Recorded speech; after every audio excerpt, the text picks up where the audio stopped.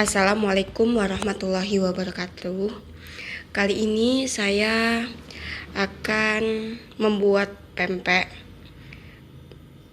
Ternyata pempek itu adalah termasuk dalam koloid kalau dalam pelajaran kimia. Di sini ada tepung terigu. Ini tepung tapioka atau sagu. Kemudian ini bubuk bawang putih dan ini garam halus, kemudian ditambahkan penyedap rasa masako, boleh juga ini di skip, dan untuk isiannya itu telur. Yang pertama-tama kita masukkan bubuk bawang putih secukupnya. Kita masukkan, kemudian kita masukkan garam.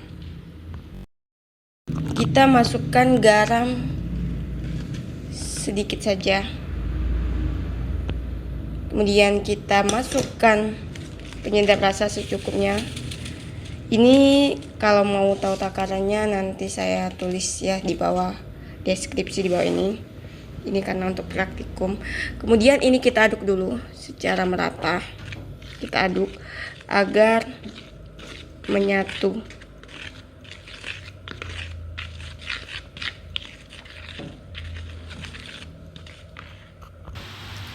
Di sini kemudian tepung terigunya itu kita masukkan air.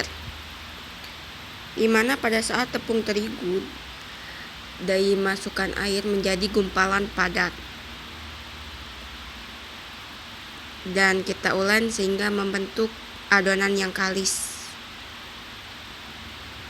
Itu terjadi karena partikel pati bercampur dengan air dan partikel patinya itu pecah dan mengembang. Peristiwa tersebut gelanisasi, yang tak lain koagulasi. Kita aduk-aduk.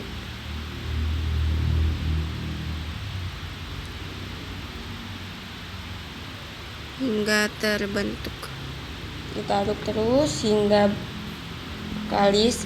Itu terjadi karena partikel pati yang bercampur dengan air. Partikel pati tersebut pecah dan mengembang. Peristiwa yang terjadi dinamakan gelatinasi, yang tak lain merupakan proses koagulasi. Jika tepung, tadi kan tepung dicampur dengan sedikit air, maka tepung tersebut berubah wujud menjadi sistem koloid berupa gel. Memang seperti ini, seperti gel ini. Inilah proses koloid pada pempek. Dan yang terakhir itu kita masukkan tepung tapiokanya. Kita masukkan, kemudian kita ulen. Nah, dari sini baru kita bisa membentuknya dan baru kita isi dan boleh direbus dan boleh kita goreng. Untuk isian pempek, telurnya tadi kita kocok. Kemudian kita masukkan penyedap rasa sedikit agar pada isiannya tuh ada rasanya. Kita aduk. Untuk membuat pempek itu kita ambil sedikit, kita bulat. Ini agak susah ya karena tangan saya megang handphone. Kemudian setelah kita seperti ini, kita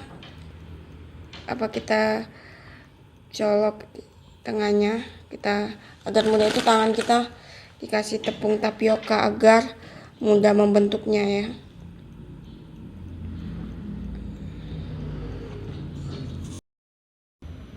Seperti ini, kayak mangkok. Kemudian kita masukkan telur.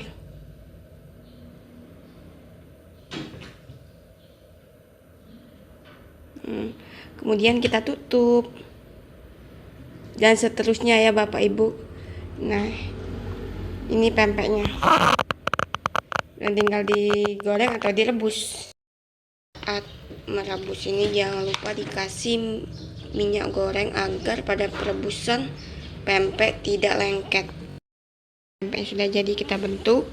Sekarang saatnya kita rebus. Pada saat merebus kita menunggu dulu hingga hanya matang, baru kita masukkan pempeknya. Ini pempeknya boleh digoreng atau direbus. Kita masukkan semua dan kita tunggu hingga matang. Pempek yang telah direbus tadi setelah jadi Pempek ini juga bisa ya diisi dengan tahu atau kecamba atau dengan kates. Kalau di Palembang terkenal dengan pempek pistel. Pada saat melakukan percobaan, proses pembuatan koloid itu terjadi pada saat mencampurkan tepung dengan sedikit air lalu mengaduknya. Pembuatan koloid seperti itu termasuk ke dalam cara dispersi. Karena tepung sudah dalam keadaan halus, maka kita hanya perlu mencampurkannya dengan pasta pendispersinya.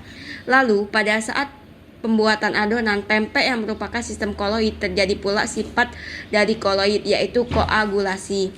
Di sini proses pembuatan cukanya ya. Tapi maaf ya tidak divideoin karena tadi baterainya lemah. Cuka ini garam, gula, kemudian gula merah, cabai rawit sama bawang putih dihaluskan. Kemudian dikasih air. Pada saat proses pembuatan cuka terjadi juga proses dispersi. Pada kejadian ini, gula dilarutkan ke dalam air. Gula tersebut dilarutkan ke dalam air dengan proses pemanasan. Dari seluruh kejadian itu, kita dapat menyimpulkan bahwa dengan bahan yang ada di sekitar kita, kita bisa membuat sistem koloid dan peristiwa yang berhubungan dengan koloid. Banyaknya berlangsung dalam kehidupan kita tanpa kita sadari. Terima kasih.